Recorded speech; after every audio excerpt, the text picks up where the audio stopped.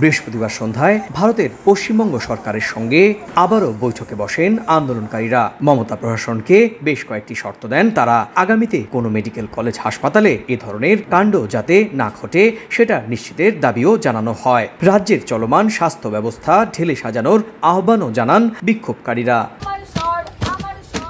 পরে চলমান কর্মবিরতির আংশিক তুলে নেওয়ার ঘোষণা দেন আন্দোলনরত জুনিয়র চিকিৎসকরা।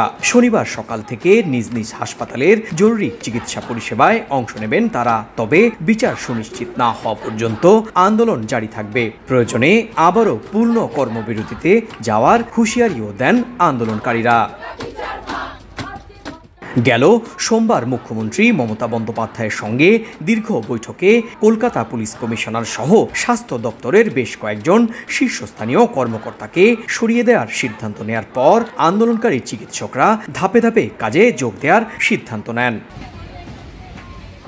9 আগস্ট কলকাতার আরজিকর হাসপাতালে রাতে ডিউটির সময় এক নারী চিকিৎসককে ধর্ষণের পর হত্যা করা হয়। ওই ঘটনার প্রতিবাদে ফুঁসে ওঠেন গোটা ভারতের চিকিৎসক মহল। জুনিয়র চিকিৎসকদের সঙ্গে এই আন্দোলনে শরিক হন ভারতের সাধারণ মানুষও। তৃণমূল বিরোধী রাজনৈতিক দলগুলো এতে সমর্থন জানায়। সুব্রত আচার্য, সময় সংবাদ, ভারত।